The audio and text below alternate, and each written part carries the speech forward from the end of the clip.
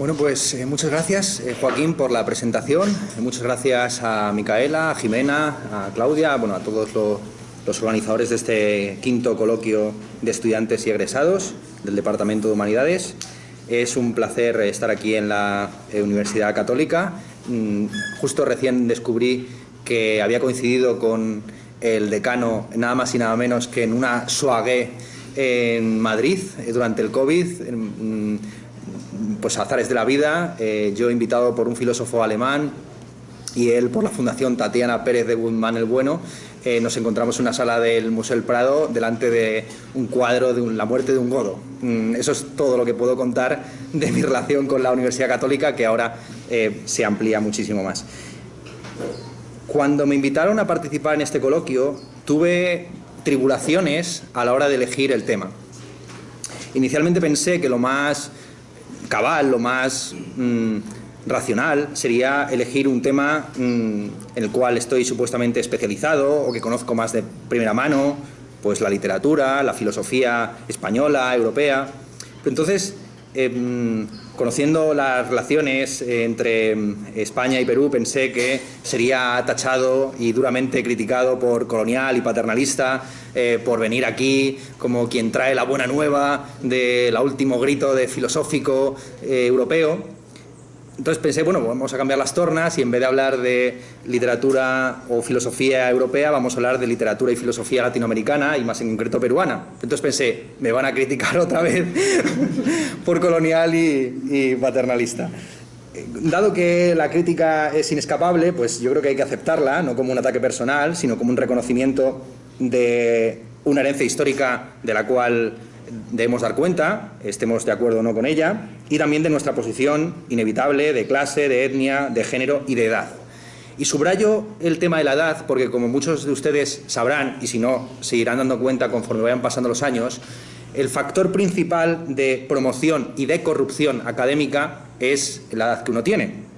Cuanto más viejo eres, a poco que hagas, más alto en la jerarquía académica te encuentras, y más interesado, más comprometido es tu discurso en el peor sentido de la palabra compromiso.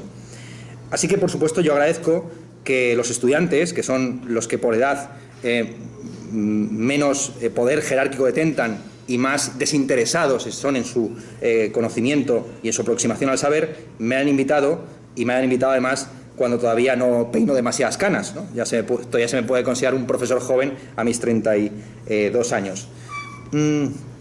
Así que esta es la temática que he elegido, 3 autores para 3 talleres, 3 escritores peruanos, que voy a abordar desde un punto de vista personal. Lo que voy a contar aquí es cómo he leído yo a mis 3 escritores peruanos favoritos, que cuando los leí no tenía conciencia en muchas ocasiones de que eran peruanos. Para mí simplemente son 3 escritores de cabecera con los cuales he tenido mis más y mis menos.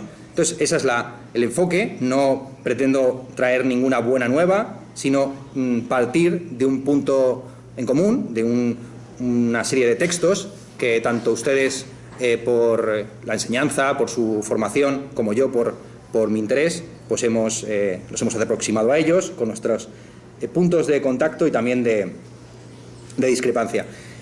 Los 3 talleres van a tener una estructura muy sencilla. Yo tengo aquí unas notas, partes están escritas como para ser leídas, partes simplemente voy a ir improvisando sobre ellas. Entonces voy a nuevamente defraudar, porque habrá gente que odie las conferencias leídas y habrá gente que odie las conferencias improvisadas, así que van a tener 2 tazas, van a tener de ambas cosas. El título genérico con el que englobo estos 3 talleres se titula Pequeño y personal Parnaso peruano. Muchos me objetarán que el Parnaso, el Parnasillo que estoy aquí montando es pequeño, porque son solamente 3 autores, pero no es tan personal, pues los autores que voy a abordar son 3 convencionalmente encumbrados como insuperables en los géneros literarios que yo más he frecuentado.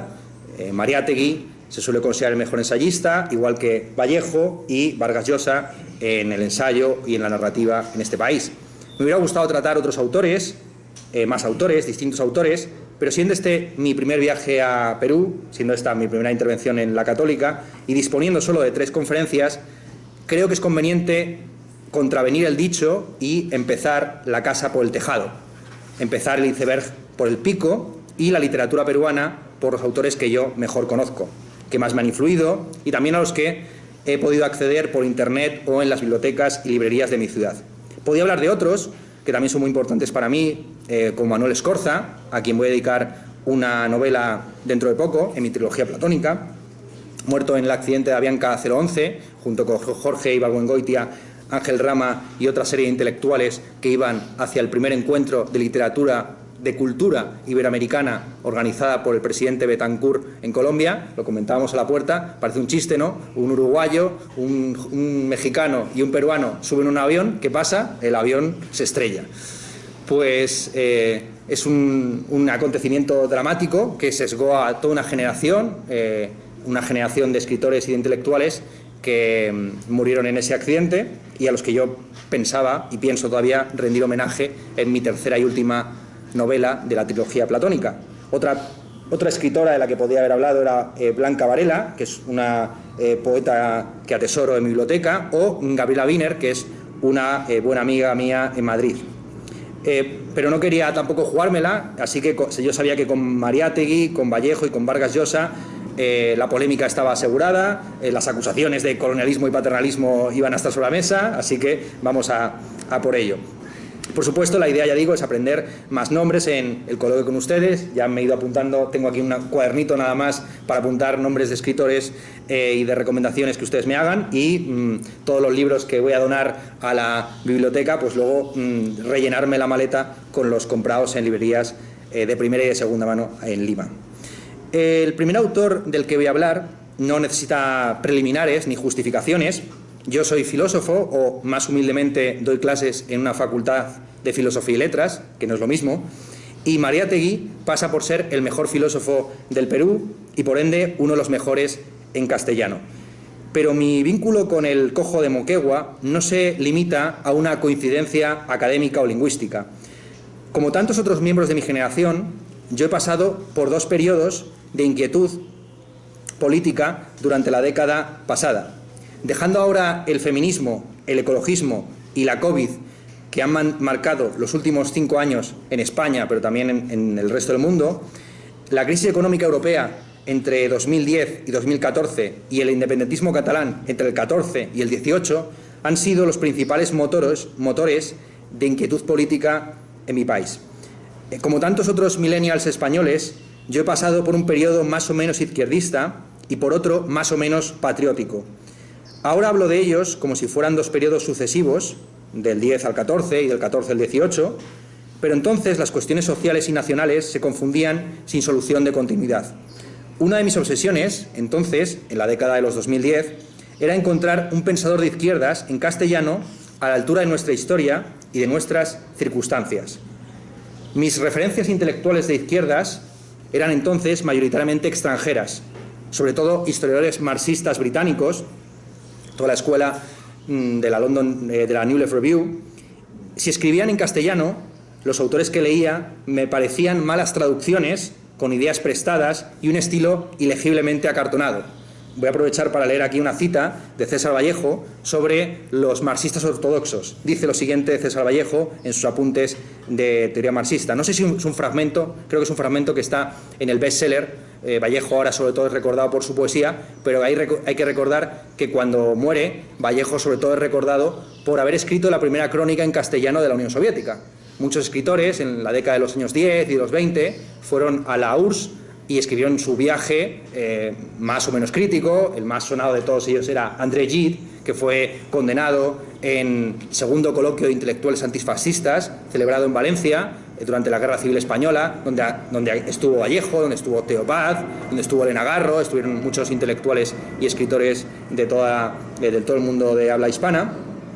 Y Vallejo era sobre todo celebrado por haber publicado, insisto, una crónica en la que él fue a la Unión Soviética, no invitado por la Unión Soviética, era algo muy particular. La edición, si ustedes ven la primera edición de la Unión Soviética 1931, Rusia 1931 de Vallejo, en la primera página, la editorial Ulises de Madrid aclara que César Vallejo ha ido a la Unión Soviética por sus propios medios sin invitación oficial.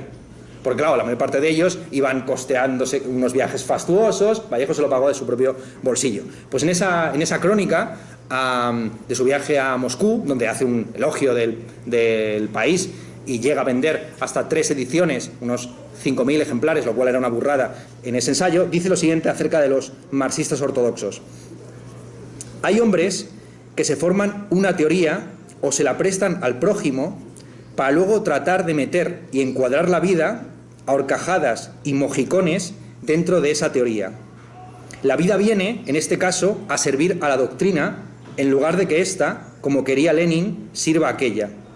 Los marxistas rigurosos, los marxistas fanáticos, los marxistas gramaticales, que persiguen la realización del marxismo al pie de la letra, obligando a la realidad histórica y social a comprobar literal y fielmente la teoría del materialismo histórico, aún desnaturalizando los hechos y violentando el sentido de los acontecimientos, pertenecen a esta clase de hombres.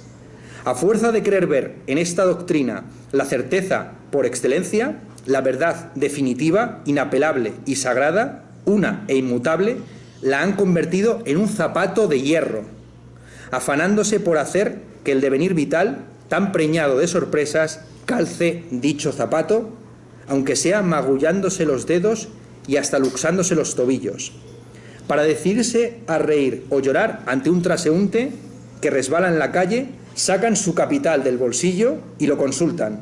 Cuando se les pregunta si el cielo está azul o nublado, abren su Marx elemental y según lo que allí leen, es la respuesta.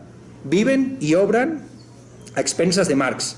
Ningún esfuerzo les está exigido ante la vida y sus vastos y cambiantes problemas. Les es suficiente que ante ellos haya existido el maestro, que ahora les ahorra la obligación y la responsabilidad de pensar por sí mismos y de ponerse en contacto directo con las cosas.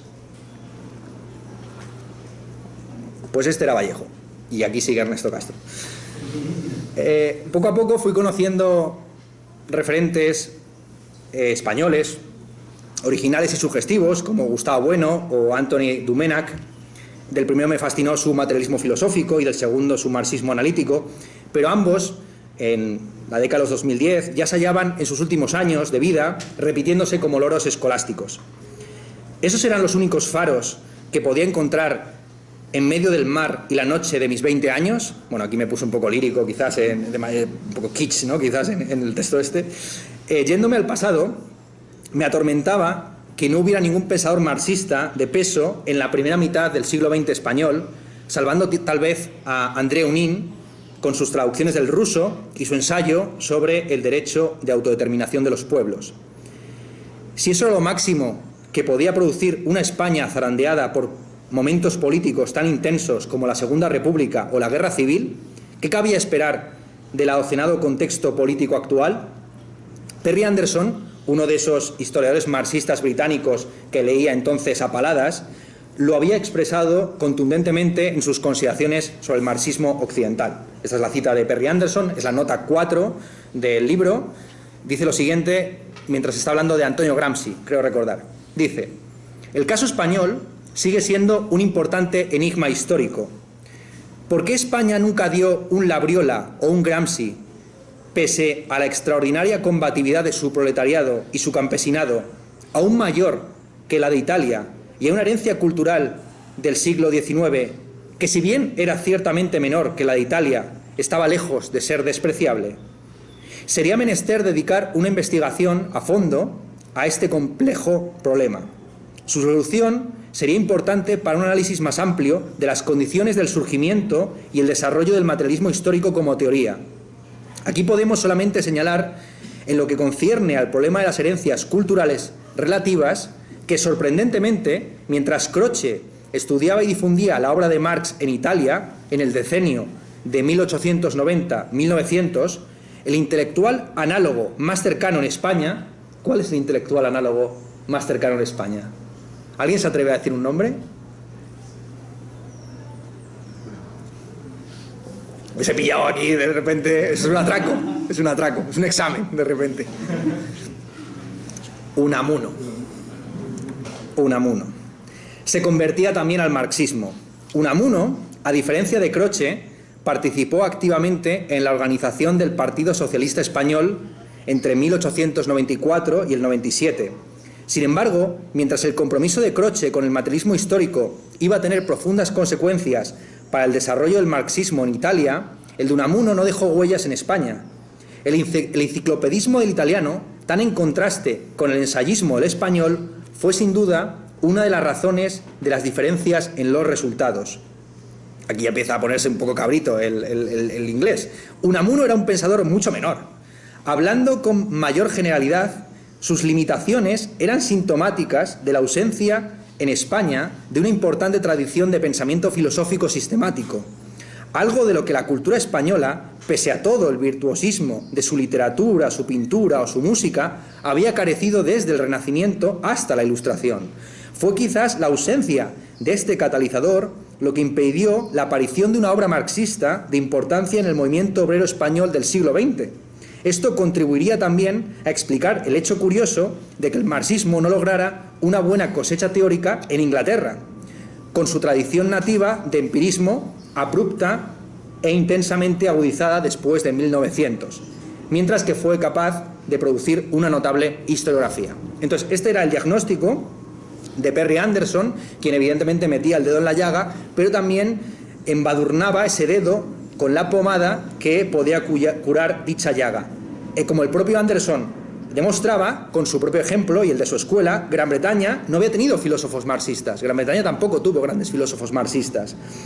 Pero a la altura del siglo XXI, la tradición historiográfica alternativa me parecía mucho más interesante, que gozaba de mucha mejor salud, que la filosofía marxista, reducida al final a lo que decía Vallejo de sacar el Capital para decidir si en Lima está nublado o no. Ya sabemos que el Capital dice que en Lima va a estar siempre nublado, ¿no? Lo pone en una nota a pie de página, el capítulo 4, ya lo saben, ¿no?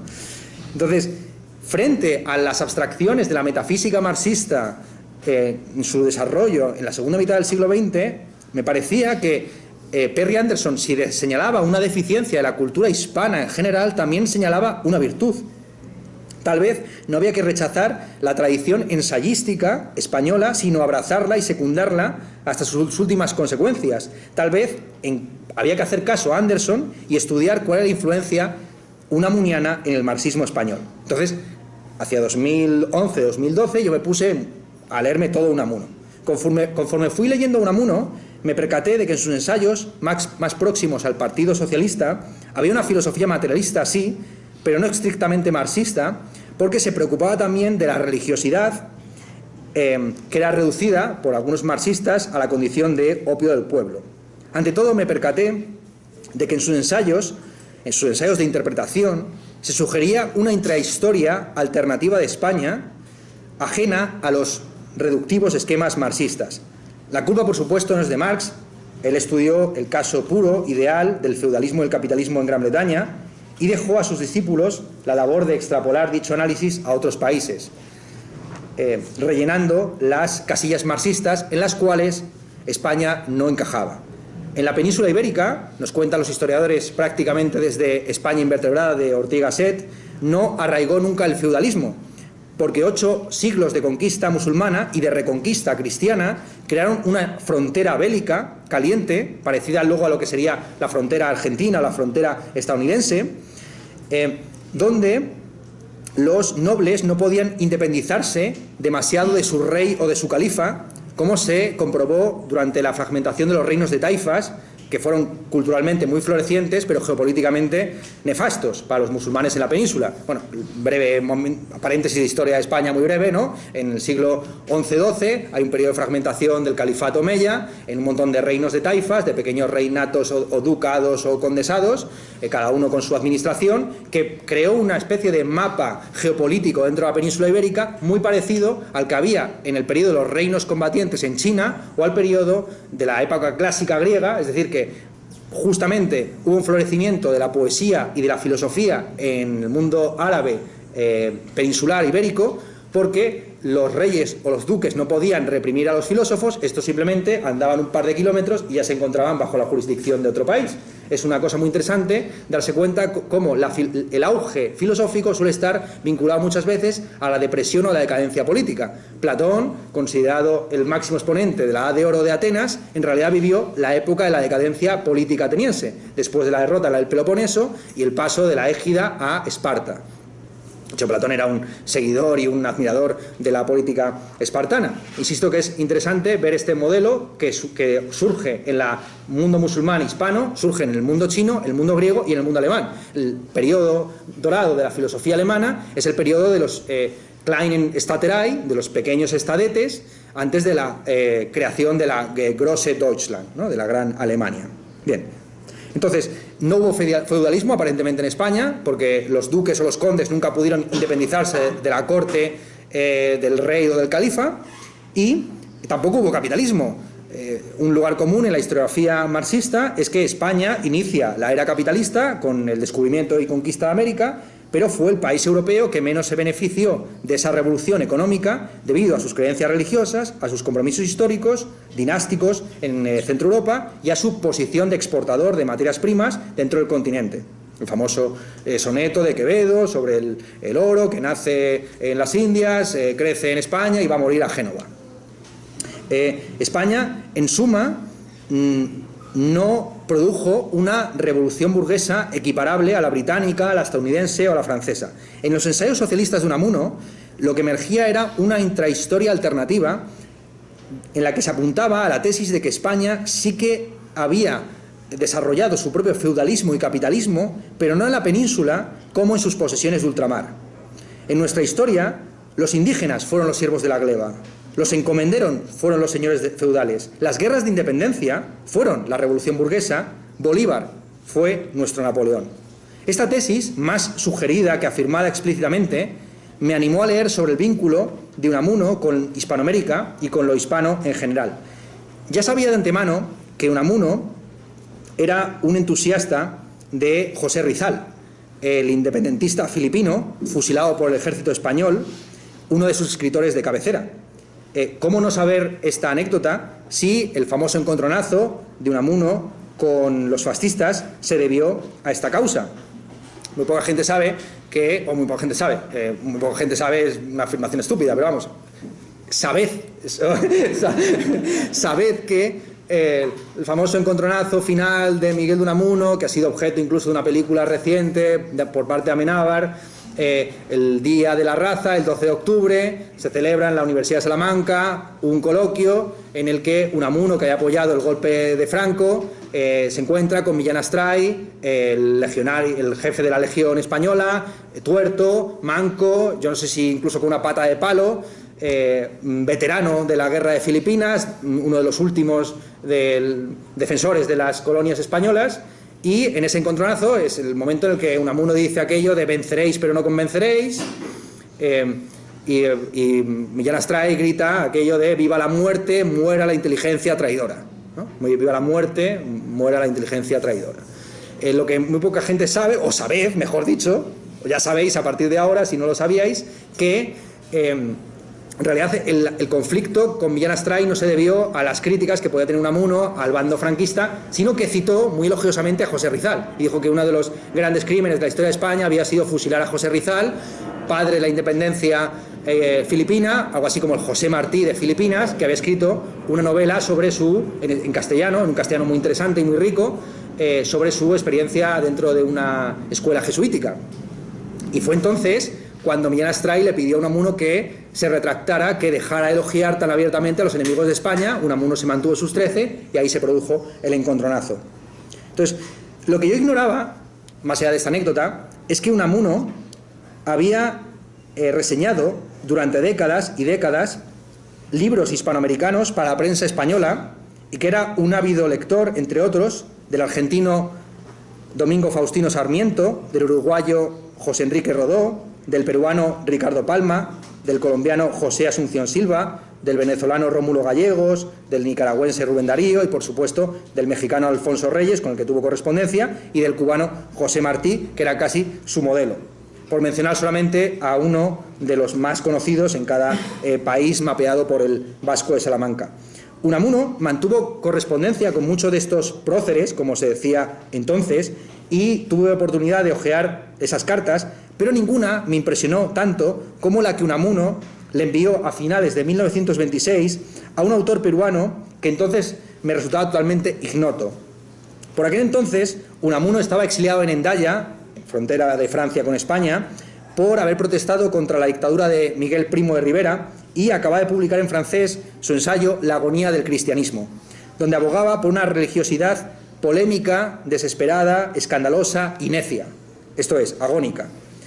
En la carta al autor peruano, para mí entonces desconocido, Unamuno le agradecía el envío de los primeros números de su revista, deseándole una vida fecunda, aunque sea corta, pues revista que envejece degenera.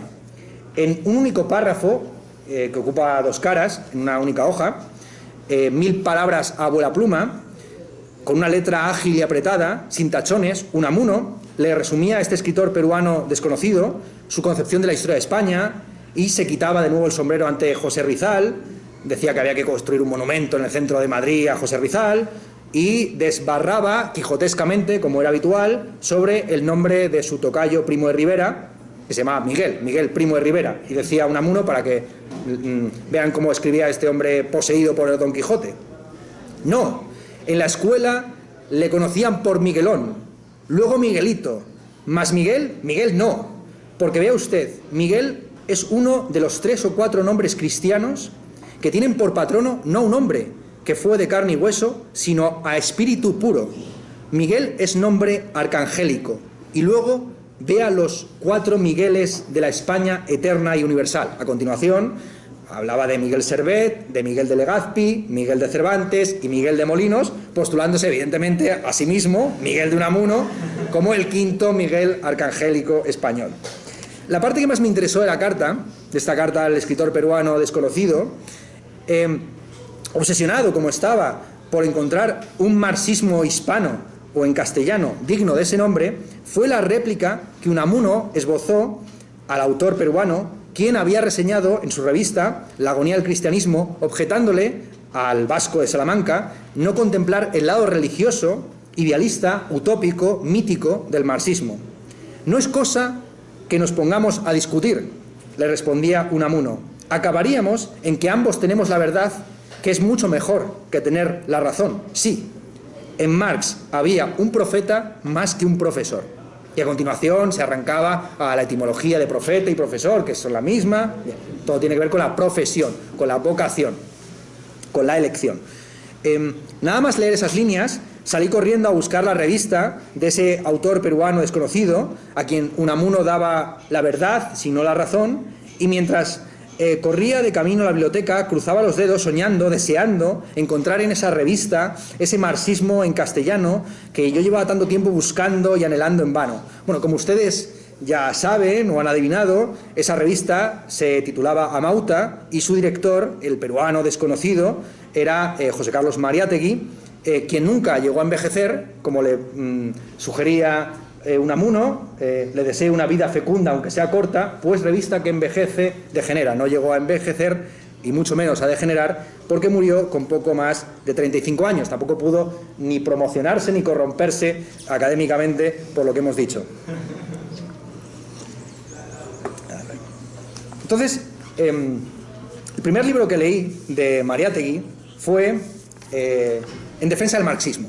Eso fue lo primero que encontré en la biblioteca y me pareció ya un texto ejemplar, maravilloso, por... Un segundo, que tengo aquí esta máquina que no sé qué está haciendo. ¡Ay! Vale.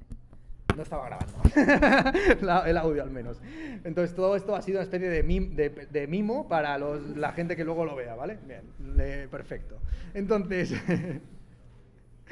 En defensa del marxismo fue el primer libro que yo leí de Mariátegui, y me pareció entonces un libro ejemplar, y me lo sigue pareciendo hoy cuando lo releí ya 10 años después, en un contexto en el que el marxismo ya no tiene el peso social que tenía en los años 30 y que bueno, luego ha tenido hasta los años 80 o 90 en todos los países del mundo, pero sigue sobreviviendo como un fantasma, tanto para bien como para mal. Hay autores que atribuyen la mayor parte de los fenómenos abigarrados del posmodernismo actual a un supuesto marxismo cultural que lo permea y lo atraviesa todo. Y luego hay otra serie de académicos que se esfuerzan en vano por refutar línea a línea a Marx. En España se ha publicado recientemente un libro del economista liberal de la escuela austriaca, Juan Ramón Rayo, 2000 páginas de refutación del Capital. Solamente en resumir el Capital dedica casi más espacio que lo que dura el Capital, ¿no? Son 1000 páginas, el tomo primero no tiene 1000 páginas, que es el que dejó acabado Marx, 1000 páginas solamente para resumir a Marx y luego 1000 páginas para refutarlo, ¿no? Esta es ya está, ya quedó refutado, 2000 páginas de refutación. Claro, esto es una tradición que ya es casi histórica, insisto, los economistas o intelectuales en general que pretenden, línea por línea, pues echarle en cara a un autor de hace ya más de 200 años de su nacimiento, que no estuviera a la altura o a la moda o al loro de lo que se está publicando en 2023.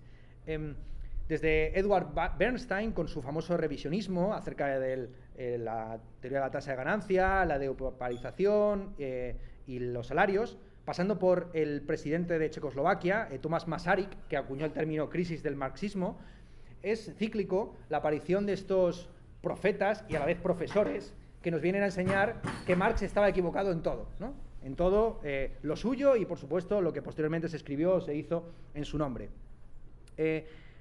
Mariátegui, en concreto, escribe en defensa del marxismo contra las tesis de un socialista belga llamado Henri de Man, y de hecho hace bastante burla de su nacionalidad, señalando que Bélgica es el país del reformismo tibio, lo llama incluso el paraíso de los capitalistas, donde la concertación y la complicidad de los sindicatos y de los partidos con las organizaciones patronales es más asentada. Es interesante incluso establecer una distinción. Igual que hay un marxismo oriental y un marxismo occidental, el libro de Perry Anderson, Consideraciones sobre el marxismo occidental, lo que muestra es que la primera y la segunda generación de marxistas nacieron la mayor parte de ellos, los más conocidos, en los países del este de Europa, pero también del este del mundo, y eran principalmente intelectuales orgánicos de partido que fundaron partidos comunistas socialistas y se dedicaron a la crítica de la economía y a la subversión política y económica. Sin embargo, a partir de los años 20 y 30 empiezan a emerger una serie de marxistas occidentales, dentro de los cuales incluso podríamos meter a Mariátegui, pese a ser fundador del Partido Comunista del Perú, el Partido Socialista del Perú, ahora no recuerdo esto, ya sé que hay, en fin, hay muchos nombres, es un poco el Frente Judaico, Frente Popular de Judea, Frente Judaico Popular, vale, sí. Bueno, fundó un partido, pero era sobre todo conocido por su labor cultural e intelectual. Igual que un marxismo oriental, económico y político, y un marxismo occidental, sobre todo literario, estético, se puede hablar también de un antimarxismo oriental, que sería este antimarxismo checoslovaco, muy serio, muy rudo, dentro del cual incluso yo metería a Juan Ramón Rayo, que sigue pensando en términos austriacos, es decir, del este de Europa, frente a un antimarxismo occidental que está más interesado en cuestiones espirituales, abstractas, teoréticas y culturales. Henri de Man, en concreto, le echaba en cara a Marx pues su análisis economicista, su materialismo, no tener en cuenta los factores psicoanalíticos y psicológicos. Por supuesto, Mariátegui le echa en cara a Henri de Man su pedantería, su pretensión de que un autor del siglo XIX estuviera al tanto de los textos freudianos y pudiera incorporar en su crítica al capitalismo el análisis del inconsciente del psicoanálisis. Contra este tipo de divagaciones anacrónicas que pretenden echarle en cara a un autor no estar al tanto de lo que se acaba de publicar, pero también en contra de lo que hemos llamado el marxismo gramatical, tirando de Vallejo, Mariátegui lo que entiende es que lo que hace avanzar a la tradición son las tradiciones, ¿no? De la misma etimología proviene tradición y tradición, que consiste en el acto de legar, y en ese legado hay siempre una traducción, y el mejor traductor es el que traiciona al original. Hay un texto muy célebre de Mariátegui a este respecto, no recuerdo si se llama lo subversivo de la tradición o no sé qué sobre la tradición, donde precisamente apoyándose en las tradiciones andinas, en las tradiciones prehispánicas, subraya cómo lo tradicional no tiene por qué ser conservador o tradicionalista, porque en la tradición, sobre todo popular, que no ha sido reificada en academias, en instituciones, hay un componente subversivo y continuamente destructor de lo establecido. ¿Bien? Entonces, Mariátegui tiene toda una teoría sobre la productividad de las herejías y cómo toda escuela avanza no mediante alumnos y discípulos que siguen a pies juntillas al maestro, sino mediante el parricidio, la superación de los maestros. Y en ese sentido, el autor que él más cita en defensa del marxismo es George Sorel, un autor que ha quedado un poco eclipsado. Ahora, cuando se habla siempre del marxismo de la primera mitad del siglo XX, el autor que viene a la boca de todos es Antonio Gramsci, y de hecho, dado que Mariátegui se exilió en Italia, se suele enfatizar el vínculo de Mariátegui con la teoría de la hegemonía de Gramsci, y esto es un desarrollo interesante del mariateguismo, pero hay que decir que Mariátegui en sus ensayos apenas cita, o yo no he encontrado apenas citas a Antonio Gramsci, y sin embargo de George Sorel hay chorrocientas citas. George Sorel es un autor polémico, desde sus reflexiones sobre la violencia influyó decisivamente también en la emergencia del fascismo. ¡Qué bien! Ya terminó la clase. No. Entonces, vamos a esperar que termine la campana. Mariátegui no pretende defender el marxismo como una ciencia estricta, sino que lo asume dentro de su método periodístico y cinematográfico. Es una cita textual, quiero recordar, de la escena contemporánea, donde él cita a Nietzsche en alemán. Nietzsche criticaba a aquellos que en vez de pensar lo que se dedicaban era a producir libros, y él señala que todos sus libros no son sino amalgamas de pensamientos y que nunca se había propuesto escribir una obra, sino más bien desarrollar un pensamiento en continua evolución, y que su método era un método periodístico y cinematográfico. Desde muy joven, bueno, ya conocen ustedes toda la peripecia biográfica de Mariátegui, los problemas que tuvo desde joven, su trabajo como tipógrafo. No vamos a hacer aquí tampoco una pornografía proletaria del joven Mariátegui, simplemente subrayar cómo en este texto él hace una defensa filosófica y no estrictamente científica del marxismo. Menciona, eso sí, ciertos desarrollos económicos fructíferos del marxismo de la época, como frente a los agoreros que sostienen que el marxismo está en crisis porque ha fracasado en todas sus predicciones, en la ley de bronce de los salarios, en la caída tendencial de la tasa de ganancia, Mariátegui subraya pues cómo la alienación del trabajador por el taylorismo, el desarrollo del capitalismo financiero y del imperialismo monopolista eran fenómenos que más bien confirmaban o ampliaban las tesis de Marx. Incluso yo diría que se puede aplicar al capitalismo cripto-internetero actual buena parte de esos desarrollos que apunta Mariátegui. Pero lo más interesante para mí, y para él creo, es el aspecto filosófico, es decir, ético y estético de su defensa del marxismo. Para Mariátegui, la ética y la estética marxistas o proletarias no son fruto de proclamas o de divagaciones intelectuales, sino que surgen de la propia dialéctica, de la propia agonía, que diría Unamuno, histórica. Hay una ética y una estética socialistas fundadas en una moral de los productores y en lo que Mariátegui llama lo sublime proletario. El término moral de los productores lo toma literalmente del último capítulo de las reflexiones sobre la violencia de Sorel, pero el término sublime proletario, hasta donde yo he llegado, creo que es una acuñación de Mariátegui. Me parece una gran acuñación, sobre todo por recuperar ese valor estético alternativo, lo sublime frente a lo bello, ¿no? Desde Burke, pasando por Kant y todas las teorías posteriores, hay una distinción entre la belleza estética, que digamos nos satisface, es armónica, está dentro de lo encuadrado, es correcta, en fin, es fácilmente apreciable, está dentro de los cánones, frente a lo sublime, que es aquello que genera contraposiciones, disonancias, en fin, destruye los marcos establecidos, por así decir. ¿Bien? Entonces, básicamente, la ética y la estética socialistas, proyectadas por Mariátegui, por un lado, parten de las tesis sorelianas acerca de cómo no se trata de luchar por el derecho a la vagancia, sino de consumar la disciplina ya adquirida en la fábrica por medio de una disciplina política en el sindicato, que eleve, por así decir, a la condición de mayoría intelectual y política a la clase de los desposeídos. Esto, por supuesto, parte de la famosa dialéctica del amo y el esclavo hegeliana, capítulo 4 de la fenomenología del espíritu, donde Hegel subraya cómo el trabajo forma, el Arbeit bildet, ¿no? El trabajo Bild es también imagen, hay la Bildung es la formación, hay mucho juego ahí etimológico y de palabrería alemana, no vamos a entrar en ello.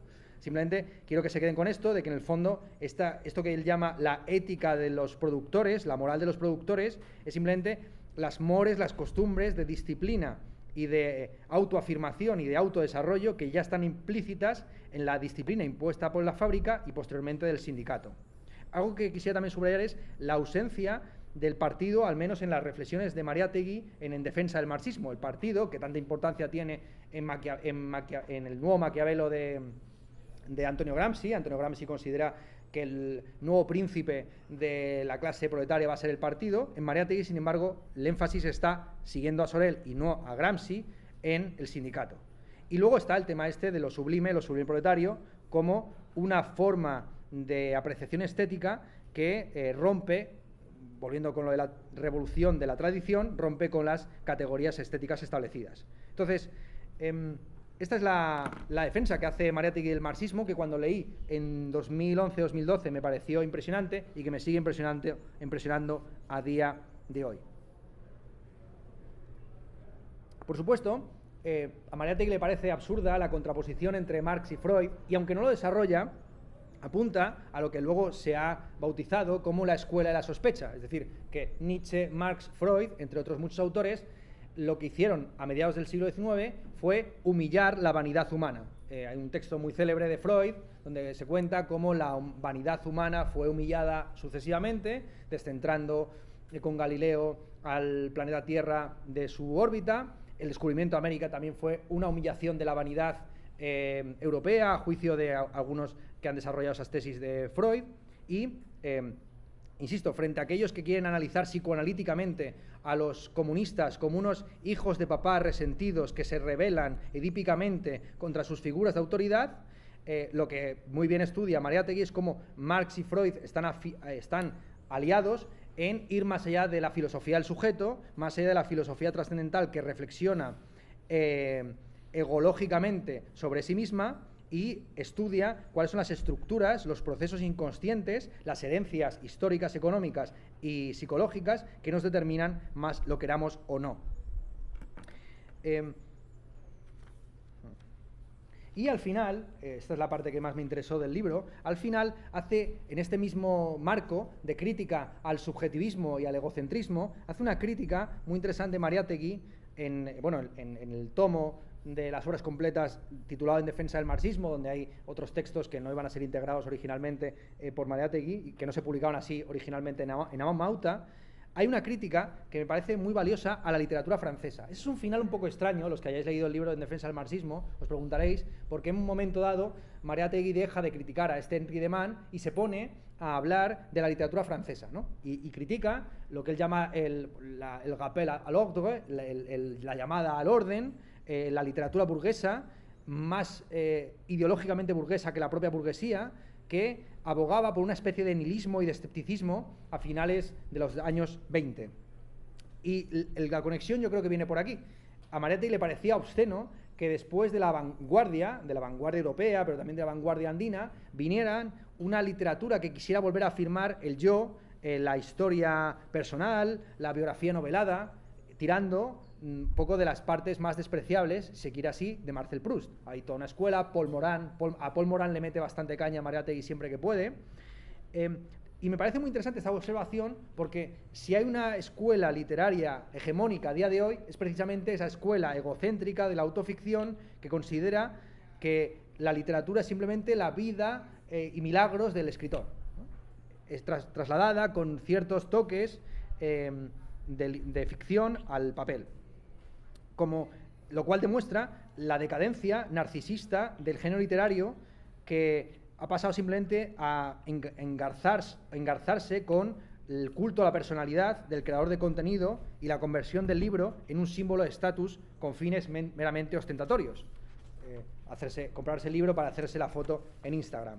Entonces me gustó mucho este libro de Mariátegui, que leí también sin preocuparme por la subjetividad del autor. Yo leí José Carlos Mariátegui y pensé, pues es un tipo de Valladolid, o es un tipo de Madrid, o yo qué sé, este señor de dónde es. En defensa del marxismo no parece que está escribiendo desde la nada, desde cualquier sitio, y entonces, sin preocuparme ni dónde nació ni cuándo murió, pues seguí leyendo de él, y lo siguiente que leí fue los 7 ensayos.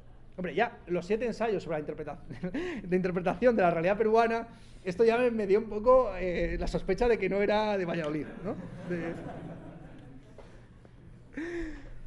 Me encantó. No conocía yo tanto la literatura peruana entonces, y de los 7 ensayos el que más me fascinó es el séptimo, el último, el más largo, El proceso de la literatura, donde hace una historia de la literatura peruana que es fascinante porque coincide punto por punto con el canon literario actual.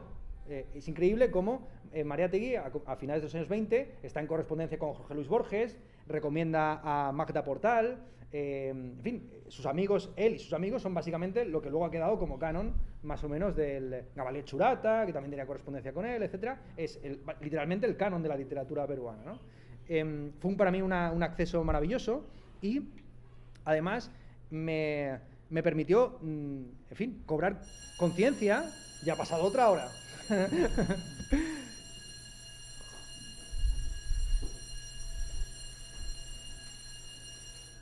Cobrar conciencia de el título de esta conferencia, Lo certero y actual de Mariátegui, frente a otros autores como el propio Unamuno o Ortega Set, coetáneos, que siempre uno al leerlos debe poner entre paréntesis pues ciertos juicios racistas, sexistas, clasistas y de todo tipo, de los peores ismos. Mariátegui tiene por lo que yo leía entonces, tenía una capacidad increíble de coincidencia con, en fin, con intuiciones válidas, morales y políticas del presente. Y una de las más interesantes a este respecto era su posición acerca de la poesía escrita por mujeres en el primer tercio del siglo XX. En el texto que dedica a Magda Portal, que era colaboradora habitual en Amauta, él subraya su coincidencia con escritoras como Juana Ibarburu, Gabriela Mistral, Alfonsina Storni, Delmira Agustini, y enfatiza mucho cómo estas escritoras habían renovado por completo el panorama de la poesía hispanoamericana, incorporando una serie de temáticas emotivas, corpóreas, que estaban ausentes en otros escritores que de nuevo parecía que escribían y que no tuvieran ni cuerpo, ni sensibilidad, ni nada, que se comunicaban directamente con Dios. Y en este caso Mariátegui coincidía punto por punto con el juicio del que para muchos es el mejor antologador de la poesía hispanoamericana del primer tercio del siglo, que es Federico Onís. Federico Onís es un especialista español que vivía en Nueva York, que hizo en el año 34 un volumen, luego elogiado por todos los poetas posteriores, titulado Poesía española e hispanoamericana, que son 50 años de poesía entre los años 70 y los años 30, y no sé si lo sabíais, pero si no sabedlo, es el acuñador del término posmodernismo. El término posmodernismo, esto que se habla tanto de la posmodernidad, fue acuñado en el año 34, en esta antología de Federico Onís, donde él utilizaba el término posmodernismo para referirse a la poesía escrita después de Rubén Darío y del modernismo hispano. Entonces hay un periodo que él llama posmoderno, entre el año 1906 y el año 1914, un poco más allá, 27-26, cuando también se funda la generación del 27, se abre Amauta, que es un periodo, dice Federico Onís, y también señala Mariátegui, los mejores poetas eran todos mujeres. O sea, Delmira Agustini, Juana Ibarburu, Alfonsina Storni, Gabriela Mistral. Esto es si se quiere, esto es un guante que les cedo. Es decir, sería interesante estudiar en qué medida ese posmodernismo de comienzos del siglo XX, en el que la literatura femenina o la poesía escrita por mujeres cobró tanta importancia, permite engarzar con un contexto actual en el que nuevamente hay una reivindicación y una autoafirmación de un tipo de poesía que, siendo femenina, no deja de ser tampoco feminista. Y esta es la segunda gran, yo creo, acierto de Mariátegui sobre este tema. Él no se limitó meramente a celebrar en plan kitsch, en plan bello, pues en fin, las temáticas del cuerpo, de la mística, de los afectos, de las emociones, lo que típicamente se entiende como temáticas femeninas, sino que también entendió que este auge de la literatura escrita por mujeres no se podía disociar, de ahí lo válido de su enfoque marxista, de la lucha feminista. tiene un pasaje muy célebre en uno de sus 2 ensayos sobre el feminismo, donde dice lo siguiente: a medida que el sistema socialista reemplace al sistema individualista, decaerán el lujo y la elegancia femenina. Paquín y el socialismo son incompatibles y enemigos. La humanidad perderá algunos mamíferos de lujo, pero ganará muchas mujeres. Los trajes de la mujer del futuro serán menos caros y suntuosos, pero la condición de esa mujer será más digna. Una mujer, en suma, costará menos, pero valdrá más. Entonces, esta es un poco la posición de Mariátegui, muy interesante, de cómo la literatura femenina no se puede desvincular de la lucha feminista y no se puede tampoco reificar lo escrito por las mujeres a esta temática de los mamíferos de lujo, de lo suntuario, de lo emotivo o de lo corporal. Entonces, este fue el ensayo de los 7 que más me informó, más me interesó entonces, en 2011. Pero releyendo 7 ensayos para la conferencia actual, el que más me llamó la atención fue el cuarto, el proceso de la instrucción pública, el dedicado a la enseñanza, a la educación. Este es un ensayo sencillamente formidable, donde Mariátegui analiza brillantemente lo que él llama la doble herencia educativa, cómo el mundo hispanoamericano se vio influido primero por España y luego por Francia, siempre para mal, en la constitución o conformación de sus universidades. Bueno, hay una serie de símbolos por aquí alrededor que más o menos dan cuenta de esta doble herencia, o al menos de una parte de ella. Claro, de España proviene un concepto de universidad clerical. De los doctores tiene la Iglesia, donde la universidad tiene como función crear clérigos, doctores que por medio de su acceso privilegiado de casta a la cultura, vayan imponiendo la letra que siempre entra mejor con sangre.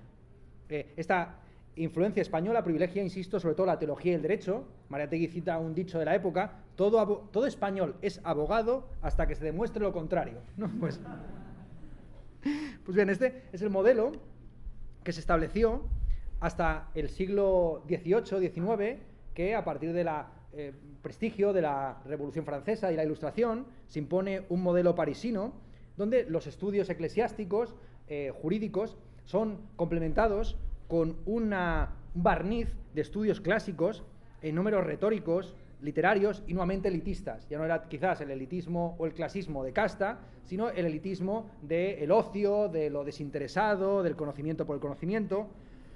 Este es el modelo napoleónico de una universidad que ya no crea de doctores, abogados y clérigos, sino funcionarios. Crea oficiales, un tipo de universidad que para muchos franceses quedó refutada en 1871 en el desastre de la batalla de Sedan en la guerra franco-prusiana. Si ustedes leen a los intelectuales franceses del último tercio del siglo XIX, verán que todos ellos señalan la decadencia de la universidad francesa, que no ha sido capaz de desarrollar una ciencia, una física, una química, una tecnología a la altura de la ciencia alemana. La tipo de universidad que emerge a finales del siglo XIX y que se ha puesto luego como modelo global es el modelo de la universidad alemana, que es una universidad no dirigida a la formación de los estudiantes como clérigos o como funcionarios, sino una universidad investigadora que tiene como objetivo sacar patentes y, en diálogo con el ejército y con la industria, potenciar el desarrollo tecnocientífico capitalista del país. Es el modelo alemán que exportan y copian, tal cual los estadounidenses, incluso con operaciones muy conocidas como la operación Paperclip, que consistió, después de la Segunda Guerra Mundial, llevarse a todos los científicos alemanes que estaban trabajando en el desarrollo del armamento de cohetería. Es muy célebre, muy conocido, que los estadounidenses llegaron a la Luna con el mismo sistema de cohetes con el que se estuvo bombardeando Londres durante la Segunda Guerra Mundial. Hay fotos de von Braun, en fin, el desarrollador de cohetes, haciéndose fotos con Mickey Mouse, en fin, una cosa que había estado con los nazis, o sea, fotos de él con nazis y Mickey Mouse, ¿no? Es complicado saber quién es quién, hay que Mickey Mouse o Goering o Hitler, sí. Entonces, esta doble educación por un lado clerical española y por otro lado retórica francesa, genera para Mariátegui un tipo de intelectual educado en un garrulo e hinchado verbalismo o en un erudicionismo linfático y académico, con una mediocre habilidad de tinterillos y un gaseoso y arcaico idealismo extranjero. En Lima, además, Mariátegui subrayaba cómo la universidad es un punto de enlace entre la colonia y la república.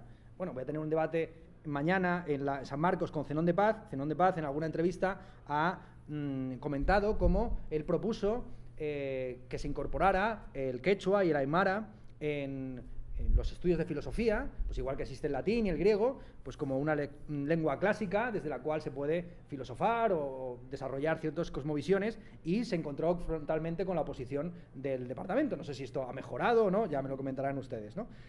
Ángel Rama, en el libro que tiene titulado La ciudad letrada, estudia muy bien esto, cómo las universidades fundadas en Hispanoamérica tienen como objetivo imponer un sistema gramatical, una grafomanía, donde a través de la escritura se expropia a los indígenas de sus tierras y se impone un utopismo libresco, la creación de un mundo, y todos los mitos asociados a Hispanoamérica están vinculados a esta idea de la universidad, ¿no? La universidad como una creación de doctores y prelados al servicio del poder. Y esto es importante subrayarlo porque quizás ustedes, afortunadamente, no están al tanto de la literatura rosa neoimperialista española. Espero que no. Es un tipo de literatura deplorable que ha surgido en los últimos años de, en fin, autoafirmación. Yo lo llamo libros de autoayuda para españoles bajos de estima, ¿no? Que necesitan, pues bueno, que les recuerden que España fue muy grande, muy tocha, que no se ponía el sol, tarará.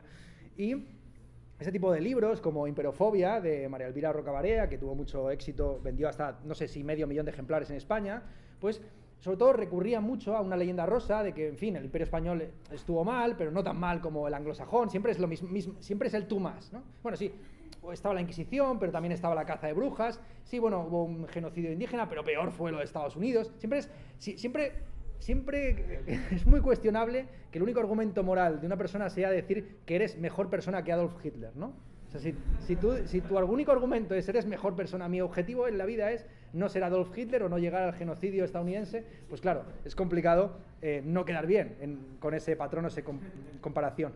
Pero uno de los elementos que más se señalan dentro de esta leyenda rosa es que el imperialismo español no fue depredador sino generador, porque en apenas medio siglo empezó a abrir universidades en Lima, en México, en otras regiones, mientras que en Estados Unidos la primera universidad es del año 1700 y pico. Tardaron casi de 1800 no empezaron a desarrollarse las universidades en Estados Unidos. Pero lo importante es no la creación de la institución, sino al servicio de qué está esa institución. De nuevo, buena parte de la leyenda rosa del imperialismo español tiene que ver con el prestigio de la letra. Se invoca continuamente las leyes de Indias como un ejemplo de humanismo, de desarrollo de los derechos humanos, del derecho de gentes, sin darse cuenta de que esas leyes eran papel mojado, que se incumplían, que no existe realmente, esto es una teoría casi platónica, no existe el imperio de la ley, todo imperio de la ley debe ser gestionado por hombres y mujeres concretos. ¿Bien? Entonces, Mariátegui, insisto, cuestiona profundamente este punto de enlace entre el colonialismo y el republicanismo peruano a través de la universidad y sobre todo hace una serie de citas en ese capítulo que me parece que se podrían copiar y pegar tal cual en un ensayo en 2023. Cita, y esto es interesante, porque Mariátegui, aparte de ser un gran escritor, es un gran citador. Podemos decir que es el gran celestino intelectual peruano, porque sus libros son como una serie de casas de citas donde uno entra a leer a Mariátegui y se lleva adicionalmente a un montón de autores muy bien seleccionados. Se parece en ese sentido a Walter Benjamin y por cosas que voy a decir a continuación. Dice lo siguiente un tal Manuel Vicente Villarán, que yo creo que ahora mismo no es muy recordado, un reformista liberal de derechas, sobre la educación en el Perú. El Perú debería ser, por 1000 causas económicas y sociales, como han sido los Estados Unidos, tierra de labradores, de colonos, de mineros, de comerciantes, de hombres de trabajo, pero las fatalidades de la historia y la voluntad de los hombres han resuelto otra cosa, convirtiendo al país en centro literario, patria de intelectuales y semillero de burócratas. Pasemos la vista en torno de la sociedad y fijemos la atención en cualquiera familia. Será una gran fortuna si logramos hallar entre sus miembros algún agricultor, comerciante, industrial o marino. Pero es indudable que habrá en ella algún abogado o médico, militar o empleado, magistrado o político, profesor o literato, periodista o poeta. Somos un pueblo donde ha entrado la manía de las naciones viejas y decadentes, la enfermedad de hablar y de escribir, y no de obrar, de agitar palabras y no cosas, dolencia lamentable que constituye un signo de laxitud y de flaqueza. Casi todos miramos con horror las profesiones activas que exigen la voluntad enérgica y el espíritu de lucha, porque no queremos combatir, sufrir, arriesgar y abrirnos paso por nosotros mismos hacia el bienestar y la independencia.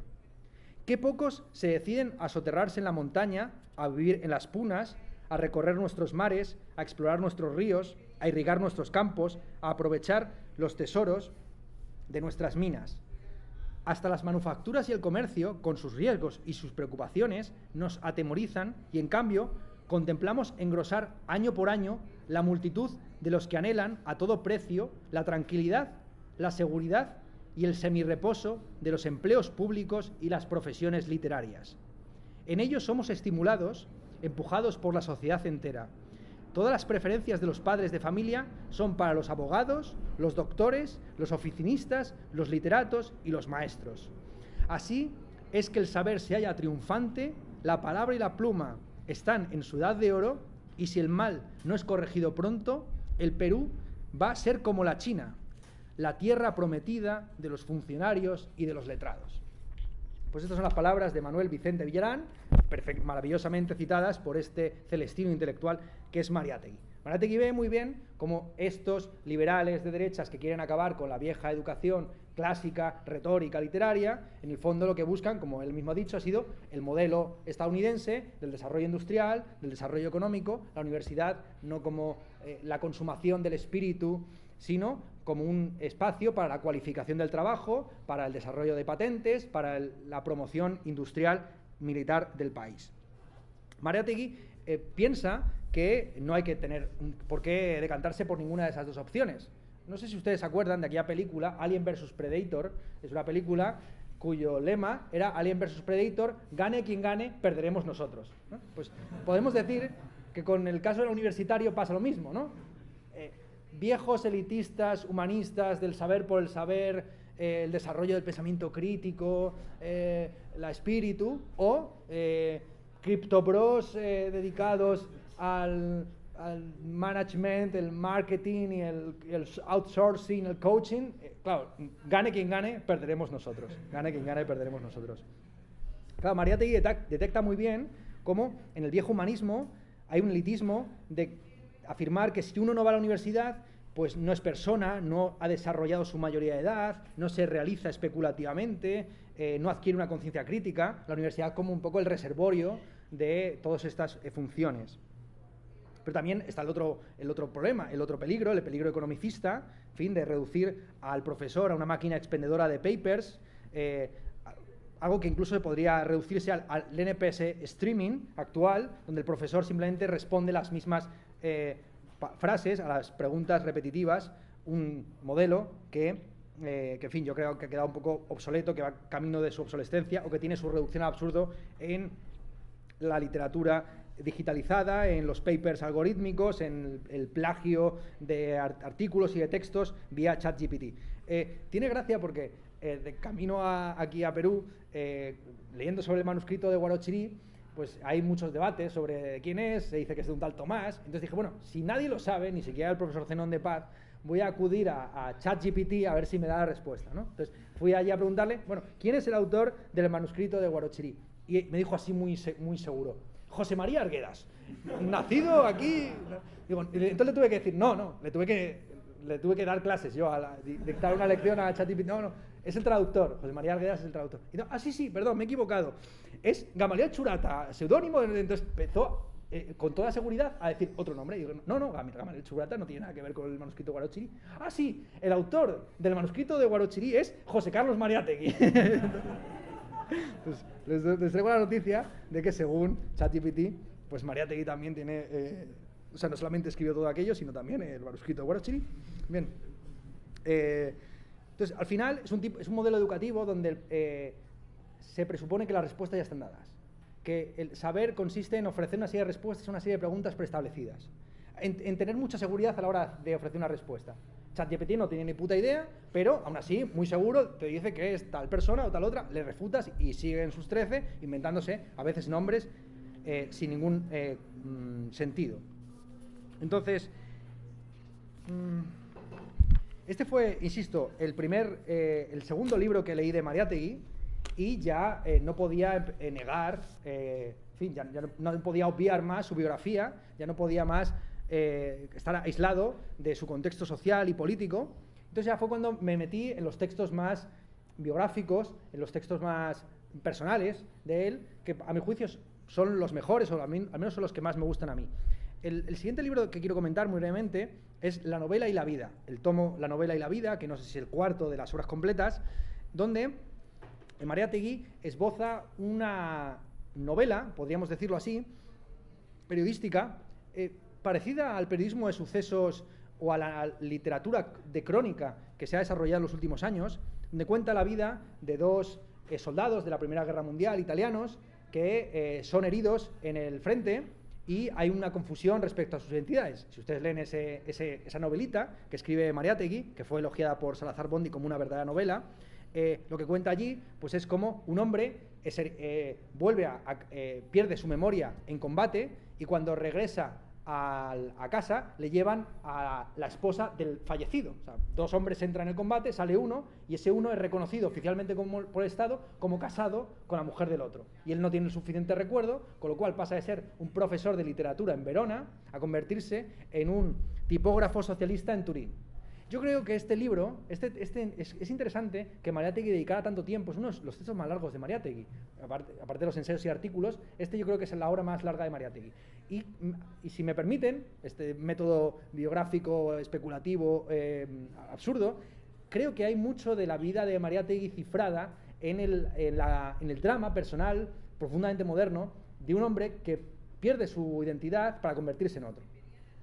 Mariátegui tiene la vida partida en dos por su exilio a Italia y de alguna forma también es amputado, también es cercenado por un conflicto que en el caso suyo no es bélico, sino, en fin, una enfermedad biológica que le iba a perder la pierna buena, la pierna que no tenía dañada de su infancia. Entonces, este drama moderno en el que los hombres son sustituibles los unos por los otros y pueden caer en distintas ciudades con distintas profesiones y distintas ideologías, yo creo que también refleja de alguna forma la biografía de Mariátegui. Es otra línea de debates, si quieren, que lanzo aquí. Esta idea de que en la novela y la vida estaría cifrada un poco, podría vincularse de alguna forma con la vida de Mariátegui. En resumidas cuentas, después de hacer este primer paso por la literatura mariáteguiana, me di cuenta de la maestría del escritor en el género del ensayo breve, por debajo de los 10 páginas. Me parece que es un maestro que condensa información y opinión como ningún otro, con interpretaciones, tomas de postura osadas, análisis de fenómenos culturales. Y me parece que eso es un modelo para nosotros, en esta nueva época de sometimiento a los medios de comunicación extraacadémicos, formato corto, nuevas plataformas, como pueden ser las audiovisuales, y ahora que la filosofía española vuelve por sus fueros del ensayismo, el ensayismo que despreciaba de alguna forma Perry Anderson en aquel ensayo sobre el marxismo occidental, me parece que estos textos breves, vinculados con la actualidad, pero no sometidos a ella, que elevan la anécdota a la categoría, que crean productos valiosos más allá de la semana o del mes en que se publican, aunque analizan ese mes y esa semana, es un modelo para seguir en el presente. Por su síntesis, por su concisión, me parece a mí que Mariátegui es un gran ejemplo para el presente. Y esa síntesis, esa concisión, también se ve en su pensamiento. No son meramente cronistas u opinadores, sino que tienen Unamuno, Mariátegui y otra serie de filósofos de la época, un estilo y un sistema de pensamiento, o por lo menos una sistematización en marcha, aunque luego escriban periodística y cinematográficamente. Seguimos cinematográficamente trabajando, seguimos periodísticamente trabajando. El estilo de Mariátegui es un estilo, como ustedes sabrán, pues muy certero. Hemos leído ya algunas frases suyas. Dentro de la tradición de la injuria marxista, la capacidad de insulto, ustedes saben que el término que más aparece en las obras de Marx es filisteo, ¿no? Filisteo por encima de cualquier otra cosa, que es un descalificativo. Bien, y en Mariátegui igualmente, yo creo que uno de los verbos más utilizados es tramontar, un italianismo, ¿no? Tramontar, que siempre superar, esto ha quedado tramontado, siempre tramontado tal década, tramontado tal movimiento, etcétera, ¿no? Hay una serie de estilismos, de expresiones, procesos, un término que también le gusta mucho, para referirse tanto a lo procesual como a lo jurídico. Bueno, en fin, es una línea también de investigación, estudiar a Mariátegui por las expresiones más comunes, verbos como tramontar, como proceso, que uno lee y sin que le den el nombre ya reconoce ex ungue leonem, por la garra se reconoce al león. Y sobre todo, más allá del estilismo, se nota que detrás de esa forma de escribir hay una forma de pensamiento. No es un autor, no es un opinólogo, no es un cronista accesorio, sino que él defiende la importancia de los dogmas. En un texto, no sé si en Defensa del marxismo o en algún otro texto, donde él defiende la importancia del dogma. ¿Cómo no se puede pensar sin dogmas? Pese a ser celebrado como un padre del pensamiento crítico, Mariátegui, perdón, empiezan los dos por M, Mariátegui, ya estoy yo empezando a delirar, Mariátegui defendía que no se puede hacer crítica sin unos prejuicios, sin unas preconcepciones que habilitan creativamente o productivamente ese juicio que se va a llevar a cabo. Contra los que pretenden ser librepensadores, monopolizando la libertad de pensamiento, como si uno pudiera pensar libremente que 2 más 2 son 5, Mariátegui enfatizaba la importancia de los fundamentos y del sistema. La única forma de acertar con el presente y con la actualidad es tener una brújula, una guía, que permite discriminar lo accesorio de lo fundamental. Él defendía que, aunque es importante los dogmas, lo infructuoso es el dogmatismo. Se puede tener una serie de principios revisables a través de herejías fecundas, herejías que se incorporan al dogma. Él señala que el mejor de los marxistas no es ni el que pretende refutar a Marx con 2000 páginas, ni el que lo sigue a pies juntillas en cada una de sus expresiones, aplicándolo gramaticalmente, sino aquel que, por medio de una herejía productiva, incorpora elementos no previstos por el sistema que transforman y actualizan dicho sistema. El ejemplo paradigmático en ese caso es Sorel, despreciado por muchos marxistas, tanto de la época como entonces. Dice lo siguiente Mariátegui: el dogma tiene la utilidad de un derrotero, de una carta geográfica. Es la sola garantía de no repetir 2 veces con la ilusión de avanzar el mismo recorrido y de no encerrarse por mala información en ningún impasse. El libre pensador a ultranza se condena generalmente por mala información a la más estrecha de las servidumbres.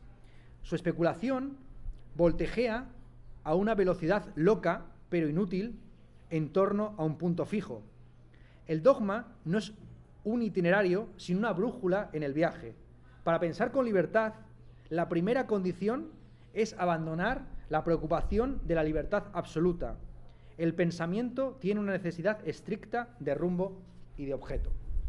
Entonces, a esta altura, ya habiendo leído estos 3 libros y otra serie de textos, pues ya empecé a darme cuenta de cómo Mariátegui se ha convertido de alguna forma en un pensador, casi en un dogma dentro de la filosofía peruana, un lugar por el que hay que transitar sí o sí, y que había creado escuela, y ya empecé a meterme en bibliografía secundaria de Aníbal Quijano, de Alberto Flórez Galindo, y luego ya recientemente Segundo Montoya y otros.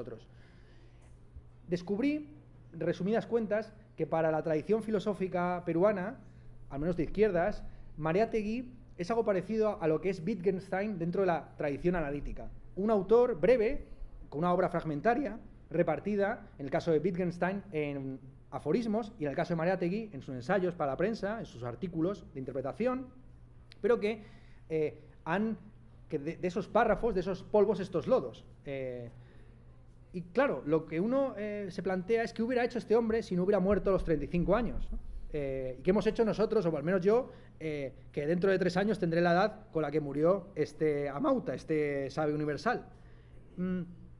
Una regularidad empírica que he descubierto leyendo biografías de filósofos canónicos con esta misma angustia existencial es que con 36 años aproximadamente se produce la primera publicación sistemática original.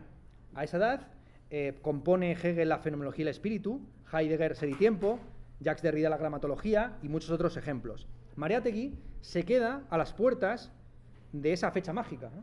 Lo que tenemos son compilaciones de ensayos, pero no, falta como la obra gorda, ¿no? ¿Dónde está el tocho de 1000 páginas? ¿Dónde está lo que le gusta a Juan Ramón Rayo, ¿no? Las 2000 páginas serias y duras. ¿Dónde está?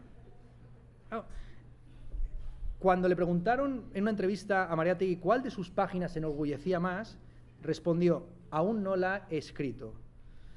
¿Cómo valora entonces a un autor malogrado, aparentemente, cuyas obras completas se componen casi exclusivamente de artículos cortos y urgentes enviados deprisa y corriendo a la prensa? ¿Cómo valorar a un autor malogrado, enfrentado continuamente al exilio becado, a la cárcel en hospitales y a la cojera en ambas piernas, que primero lo dejaron en una silla de ruedas y luego con ambos pies en la tumba? ¿Cómo valorar, en última instancia, a un autor malogrado?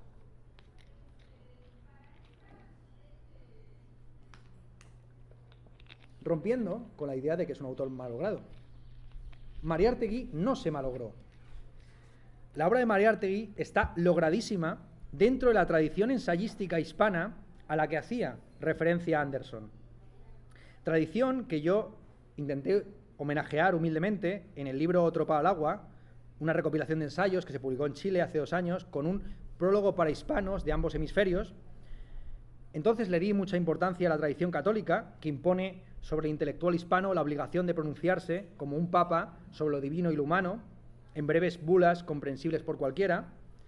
Pero en ese prólogo, humildemente, intenté reivindicar el derecho a hablar de todas las cosas, pero también a no decirlo todo sobre ellas. El derecho a ser conciso y fragmentario, a dejarse temas en el tintero. Pues, como dijo un filósofo francés que odiaba a España, como la mayoría de españoles, el secreto para aburrir es decirlo todo, Voltaire. Mariátegui se ejercitó como ninguno en esta paradójica todología hispana que consiste en hablar de todo, pero no decirlo todo. Al menos así interpreto yo la todología, el término todología, acuñada esta expresión por otro titán del ensayismo hispano, el mexicano José Vasconcelos, a quien homenajeé a su vez, junto con Unamuno, en la recopilación El Gran Pana Muerto, publicada el año pasado. Como ven, la cosa va de homenajear o intentar homenajear a quienes podían hablar de cualquier cosa, pero no querían decirlo todo sobre esa cosa, como hizo Cervantes, olvidadizo, al inicio del Quijote. En esta sutilísima y cuasi wittgensteiniana distinción entre hablar de algo y decir de ese algo, se cifra también el secreto de Mariátegui, que es uno de los ensayistas menos aburridos que he leído. Bueno, y del aburrimiento que yo les estaré dando ahora, porque yo pensaba que esto lo iba a despachar en 1 hora y ya llevo aquí 1 hora y cuarto, 1 hora y media. Bueno, perdónenme que yo voy a incumplir el principio volteriano de dejarme cosas en el tintero. Entonces, es uno de los ensayistas menos aburridos que he leído porque habla de todas las cosas, pero no intenta agotarlas, no intenta decirlo todo sobre ellas. Así que Mariátegui no se malogró. Mariátegui logró, como ningún intelectual de izquierda de su época, describir y juzgar una década tristemente ejemplar para nosotros, los años 20 del siglo XX, que tanto se parecen a estos 20 del XXI, por su mezcla de revoluciones tecnológicas y contrarrevoluciones sociales y políticas. La cruz vital de Mariátegui, quien tuvo que dejar los estudios con 14 años para emplearse en la prensa, primero como tipógrafo y luego como articulista, sumado a su exilio con beca 4 años en Europa, donde presenció el hervidero socialista posterior a la Primera Guerra Mundial, todo esto le facultó con un conocimiento de la realidad muy superior al que podría haber adquirido en la universidad, en esa universidad que él tanto deploraba.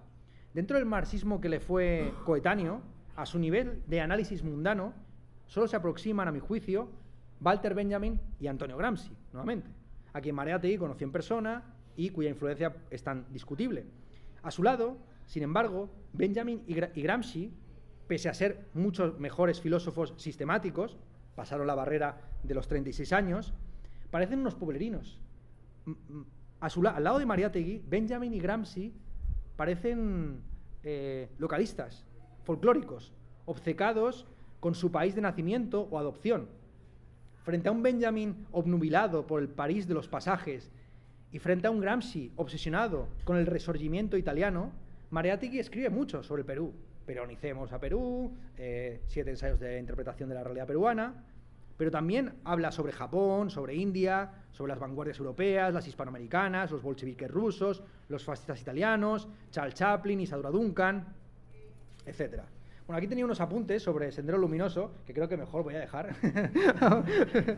para no aburrir, todo por no aburrir, no voy a decirlo todo, luego si quieren me preguntan. Era en relación a los apuntes de Mariátegui sobre Asia, pero insisto, si les interesa, luego lo comento. En fin, la influencia de Mariátegui en Sendero Luminoso, Guzmán... Voy, venga. me lo piden, ¿eh? Yo soy...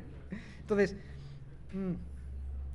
lo interesante es cómo Mariátegui valora en sus ensayos sobre China y sobre India el modelo de la revolución no violenta de Gandhi, en contraposición total a la idea de la guerra popular revolucionaria del presidente Gonzalo, ¿no? Sendero Luminoso, como he sabido, copia el modelo de guerra campesina de Mao, que consiste en desvincular el campo de la ciudad, obligando al autoabastecimiento de las ciudades y el establecimiento de una suerte de comunismo primitivo en el campo, donde el propio Sendero Luminoso tendría el monopolio de la educación y también del reclutamiento militar. Mariátegui, obviamente, aprecia el comunismo primitivo indígena, en línea con algunas tesis de Marx, sobre todo en la famosa carta de Vera Zasulich, la nihilista rusa, que le pregunta a Marx si es posible una transición en Rusia directamente desde el comunismo primitivo del Mir al comunismo científico o tecnológico contemporáneo. Como es sabido, Marx esboza hasta 3 respuestas, no le manda ninguna a Vera Zasulich, quien llegó a atentar contra alguna alta figura de los zares rusos. Y en estos textos, Marx, que siempre había sido, al menos en sus textos de artículos de periódico, tan progresista en el sentido de considerar que había un progreso histórico que inevitablemente pasaba por la colonización, conquista y desarrollo capitalista, da la posibilidad de un salto, de una ventaja nuevamente de los atrasados, donde pueblos que aparentemente están en el margen del desarrollo capitalista pueden pasar sin transición por procesos de industrialización directamente, aparentemente, desde el comunismo llamado primitivo al comunismo científico-tecnológico. Mariátegui estaba en esa línea, aunque no conocía los manuscritos de Marx, nuevamente sus dogmas, que no su dogmatismo, le permitía ver la línea a seguir. Pero de ahí no se extrapola, yo creo, ninguna fetichización de las comunidades campesinas.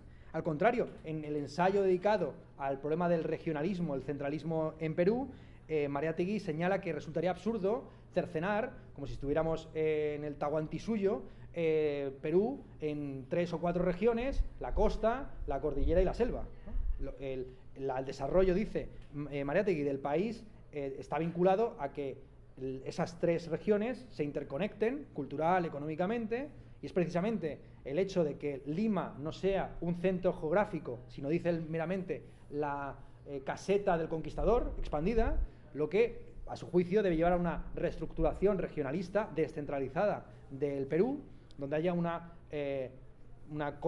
digamos, la creación de espacios en torno a o bien comunidades primigenias, indígenas, o bien vías de comunicación económica, cultural y política.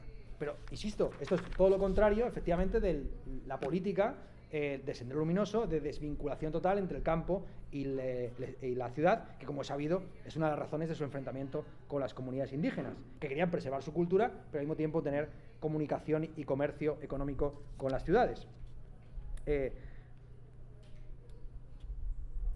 Entonces, bueno, es demasiado fácil, evidentemente, decir, incluso un cliché aquí, que Mariátegui no tiene la responsabilidad de Sendero Luminoso, igual que Marx no tiene la responsabilidad del archipiélago Gulag. Pero, de nuevo, estamos ante una herejía productiva, en este caso, tristemente improductiva. Es una herejía, la del Sendero Luminoso, respecto a Mariátegui, que enfatiza ciertos aspectos en detrimento de otros. Es una interpretación, mala interpretación creativa, que diría Harold Bloom. Efectivamente, en Mariátegui hay una valoración, una simpatía por el gandhismo, por la no violencia, una conceptualización como fin a ser alcanzado de un cierto regionalismo que no aísle el campo de la ciudad o la costa de la cordillera y tampoco de la selva, pero también hay en Mariátegui una obsesión por la idea del mito unificador, por la idea de una disciplina que se concretó, como en ningún otro sitio, en la idea del pensamiento Gonzalo, una disciplina que hegelianamente, sobre todo en las cárceles, pues completó efectivamente un tipo de formación, una formación mitificadora, religiosa o en fin, fanática, pero que está ahí. Entonces, esas serían mis observaciones respecto, ya les veo con cara de, no aburrimiento, sino efectivamente enfado. Entonces, termino con... A ver. Bueno, aquí tenía... ¿Están bien? ¿Están...? Vale. El que está mal soy yo. Voy. Entonces, lo que sorprende es lo certero y actual de Mariátegui, su omnicomprensión, el hablar de todas las cosas, pero no decir todas las cosas. Esto nos resulta sorprendente si tenemos en cuenta el origen histórico de la todología hispánica. Por más que podamos remontarnos identitariamente hasta Gracián o más fantasiosamente aún hasta Séneca, en busca de los antepasados remotos de este moralismo ibérico, en Hispanoamérica hay una figura mucho más influyente y próxima que nos ahorra trazar una genealogía tan ardua y distante. Esa figura es José Martí, predecesor del modernismo, no solo en poesía, sino también en prosa, que es lo que nos compete ahora. Antes de Rubén Darío, Martí es el primer modernista, no solo por los versos del Ismaelillo, sino también y sobre todo por sus crónicas intelectuales desde Nueva York.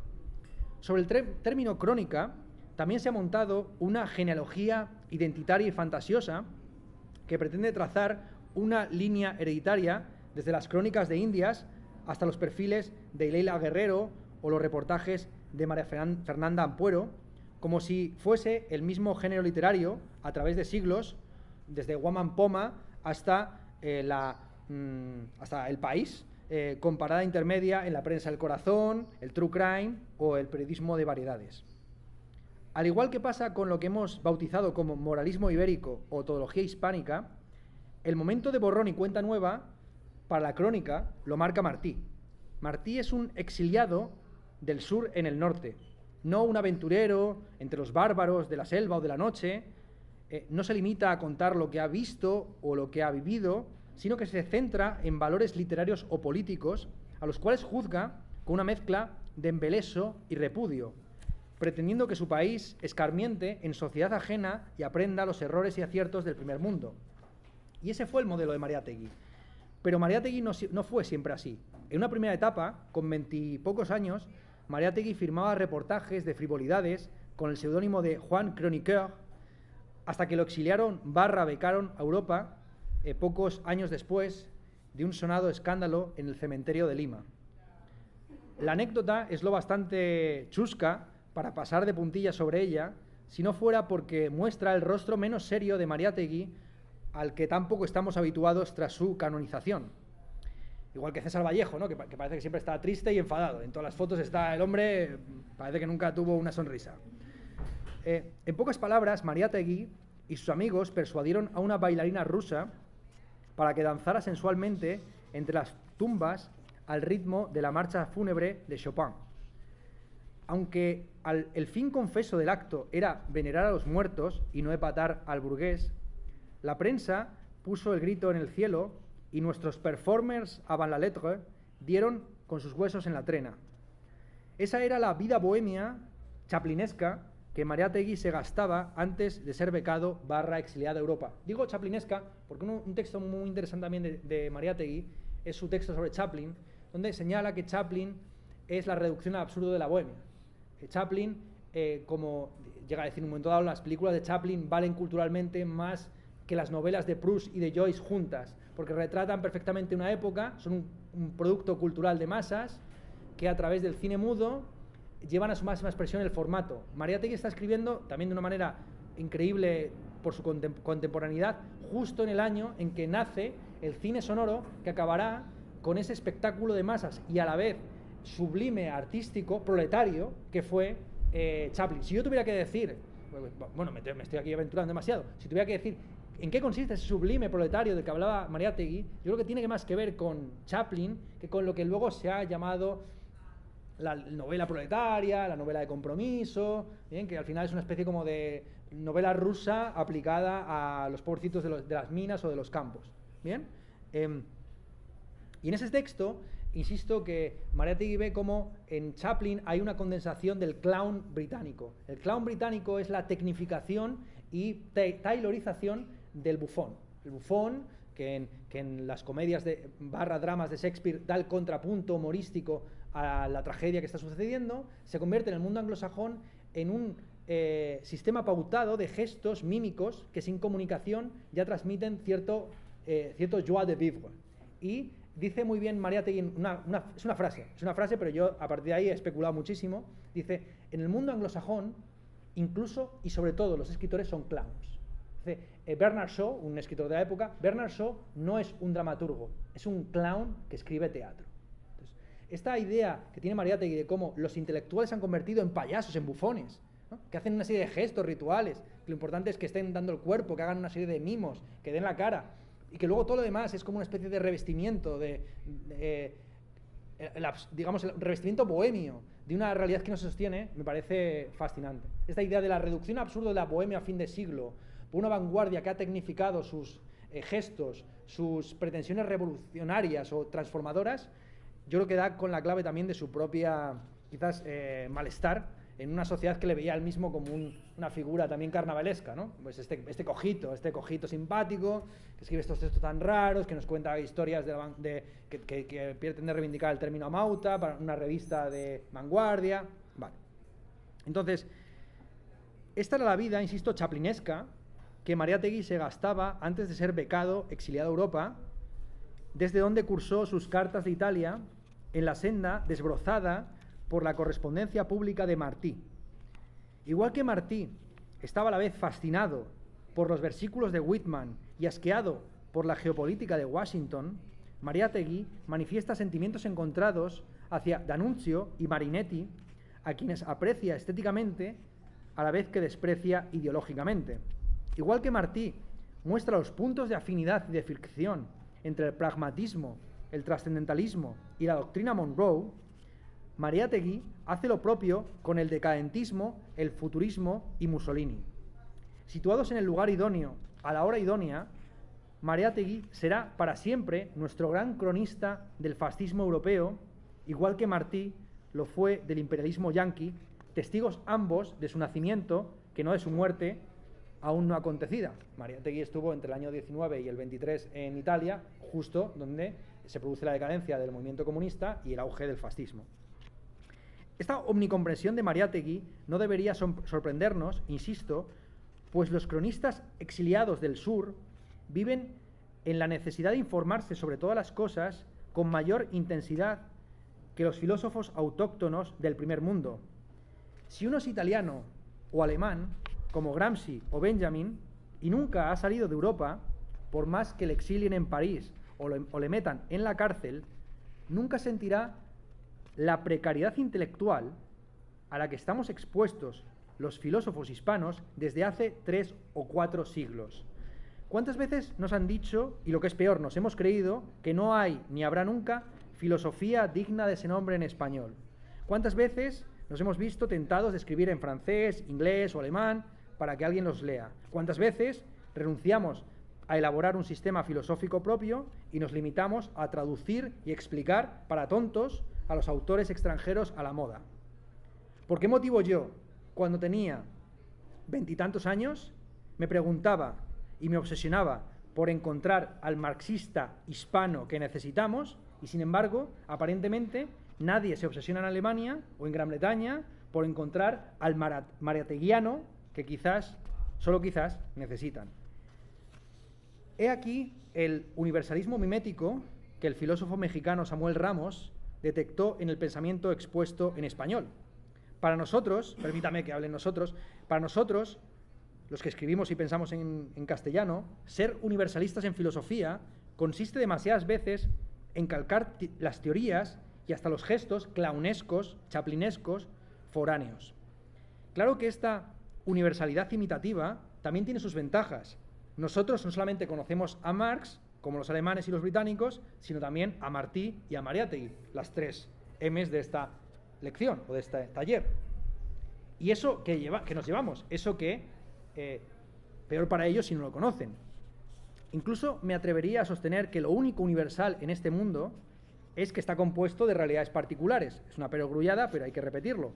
La única universalidad viable consiste en cobrar conciencia crítica de las particularidades propias y ajenas.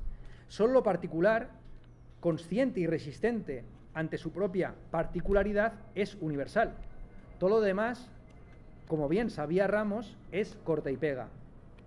Quizá, solo quizá, en vez de lamentarnos por la inexistencia de un pensamiento original en nuestra lengua, debamos abrazar de una vez por todas ese universal fotocopiado en que ha consistido la historia de la filosofía en español. Mariátegui tiene un texto demoledor para un congreso en los años 20, existe el pensamiento hispanoamericano, donde dice que la mayor parte de los textos de filosofía en el fondo son rapsodias, resúmenes, traducciones, corta y pegas de lo expuesto en Europa, contra los que sostenían que la Primera Guerra Mundial iba a conducir a una decadencia europea y un auge del pensamiento de otras localidades.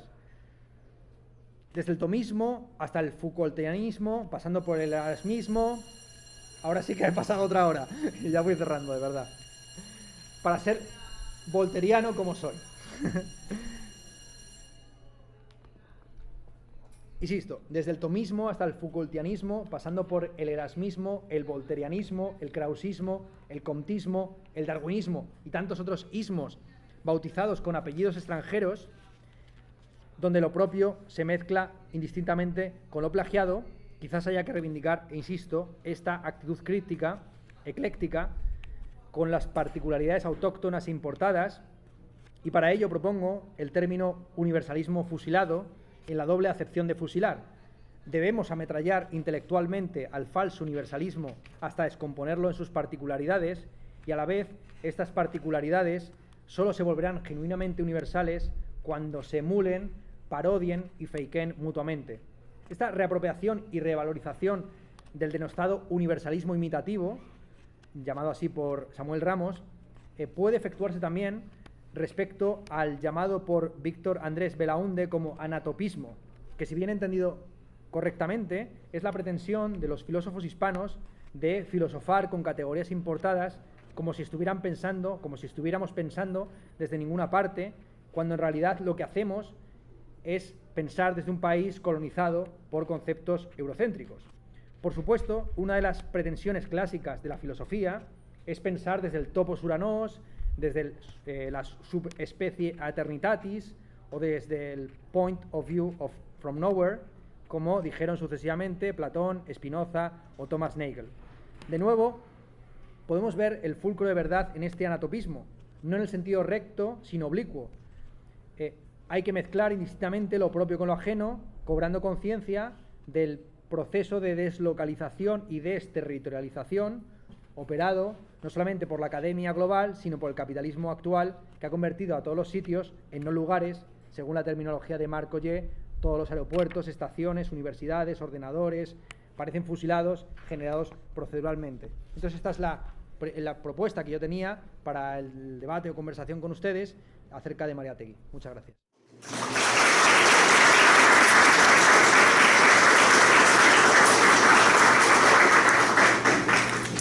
¿Preguntas, dudas, objeciones? Sí.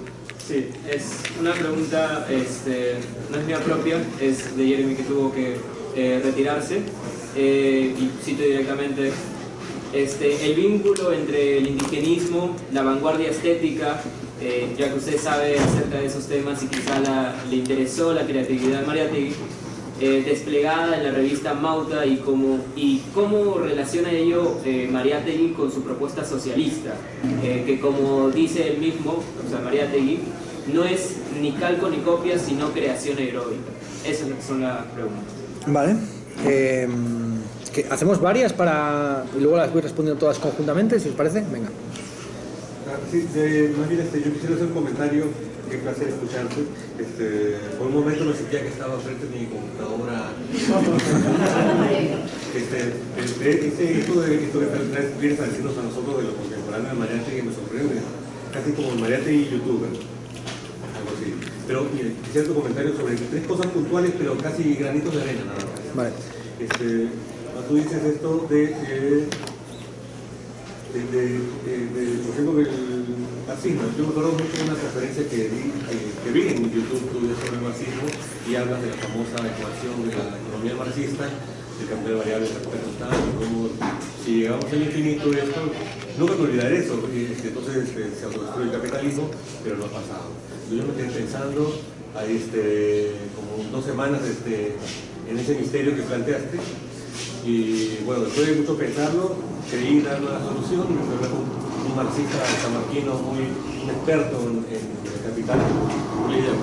No puedo comentar en estos casos, conversar con un experto en el capital. Hablé con él, bueno, y al final, después de todo lo que hablé, me dijo ya, revisionista. Y esta última anécdota que está en tu comentario, pero se entiende lo que dice Mariátegui, es que yo estudié filosofía de la ciencia, y hice como, tuve la mala idea de que primero estudiar ciencia para después estudiar la filosofía de la ciencia, por los filósofos sobre lo que se conoce. Pero todos los que estudian conmigo, todos eran abogados. Yo decía, ¿y qué hacen? Primero pensé, ¿qué hacen ellos en un curso de filosofía de la ciencia? Y más bien, después del tiempo me hicieron más bien sentir culpable a mí de haber estudiado primero ciencia y luego filosofía de la ciencia. Pero esta idea de Mariátegui de que todos estudian para curas, militares o abogados, creo que ahí está la explicación de esa rareza que pasó. Y nada. Y la última es que yo justo hace 2 días le dije a mis alumnos, miren, los españoles no trajeron acá el Renacimiento, sino el feudalismo. Y cuando tú dijiste, comenzaste a decir el feudalismo, nuevo feudalismo en España, y comenzó recién con la conquista allá, todo tiene sentido. Claro.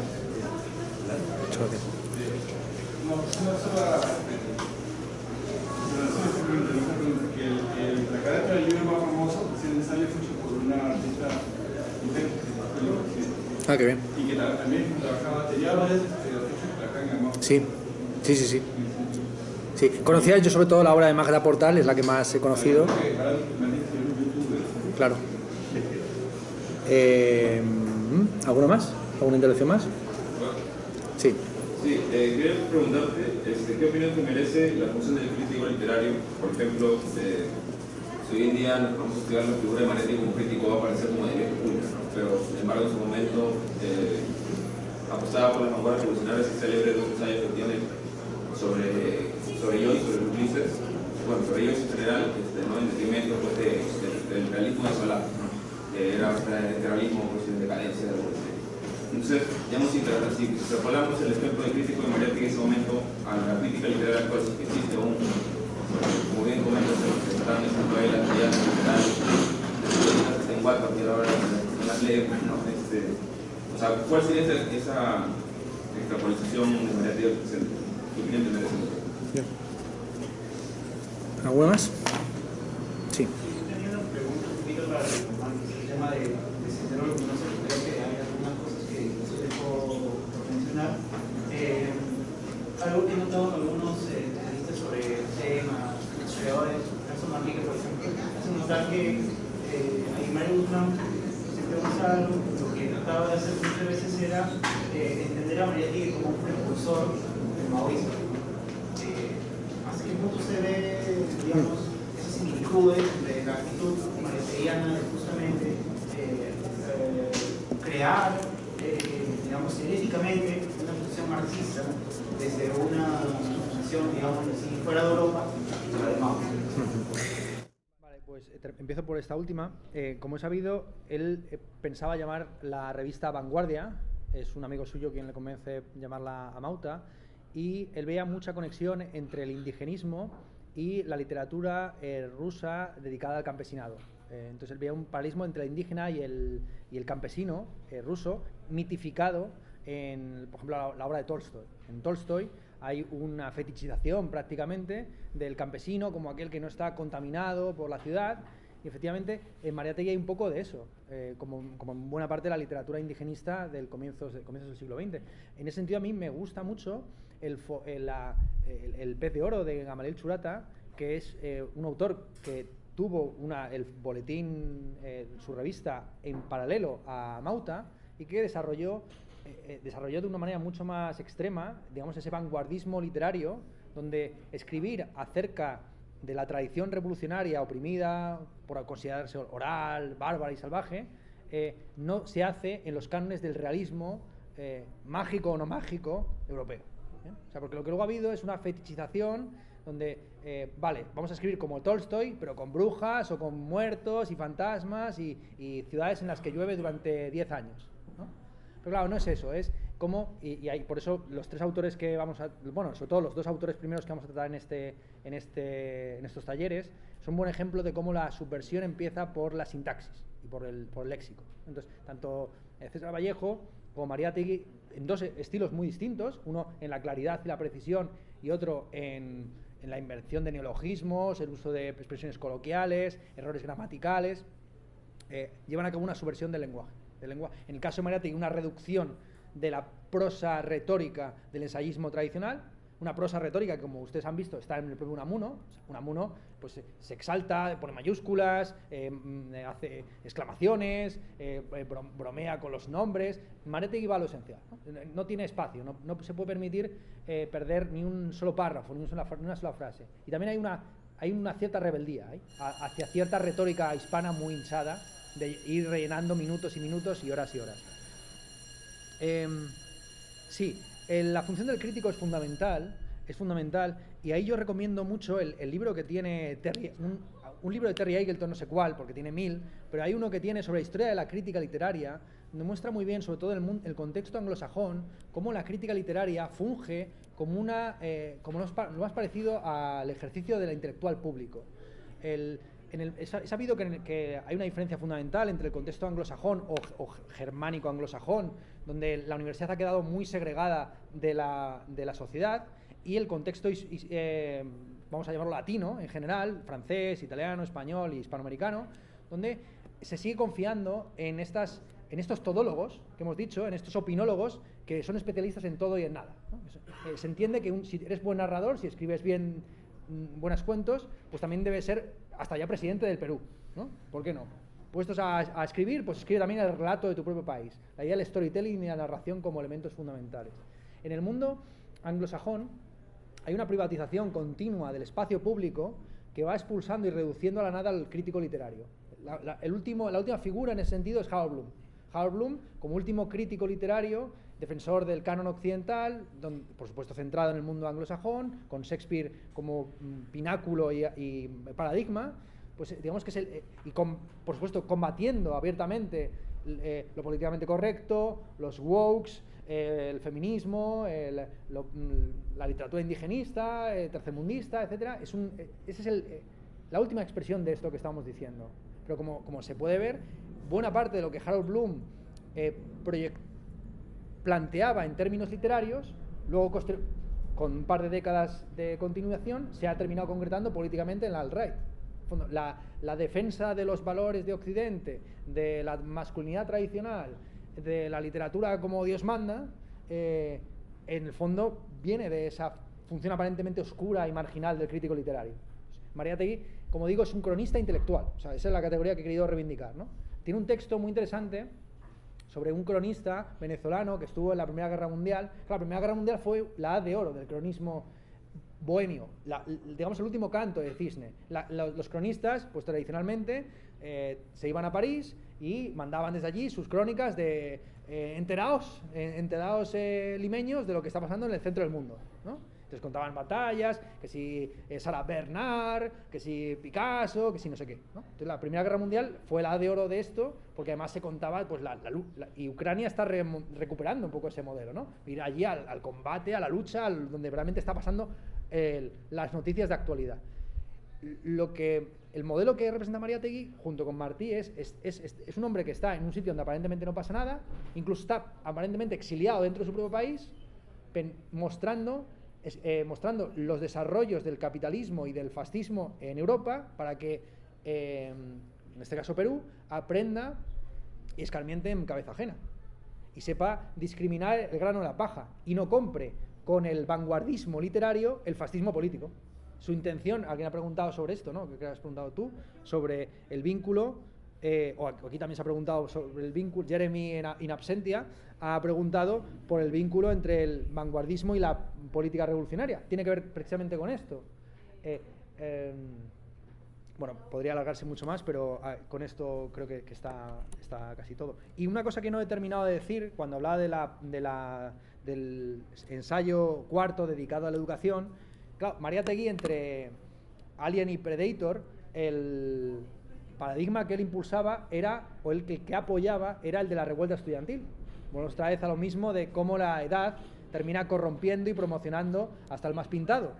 Él estudia de una manera increíble cómo el movimiento estudiantil nacido a finales de la década de los 10 en Córdoba, Argentina, se convierte en un movimiento continental que empieza criticando a los malos profesores, a los profesores babosos, a los profesores desactualizados, y termina cuestionando la entera jerarquía de la académica y propone cátedras libres, participación de estudiantes en los procesos de la toma de decisión. Y ese es el 68 hispano, o americano, podemos decir. El 68 hispano, o americano, hispanoamericano, es la revuelta que nace en Córdoba y continúa en Perú con Víctor Aya Latorre. Víctor Aya Latorre, antes de fundar el APRA, lo que es un cabecilla del movimiento estudiantil, y ahí se ve, podemos decir que la trayectoria de Víctor Aya Latorre muestra perfectamente lo que he dicho, de cómo la edad nos termina corrompiendo a todos. Efectivamente.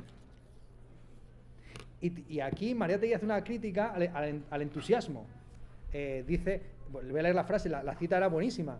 Dice, la juventud no está totalmente exenta de responsabilidad. Es una crítica que vale para el 68 francés, para el 68 mexicano y para el 68 global hispanoamericano de los años 20. La juventud no está exenta totalmente de responsabilidad. Sus propias insurrecciones nos enseñan que es, en su mayoría, una juventud que procede por fáciles contagios de entusiasmo.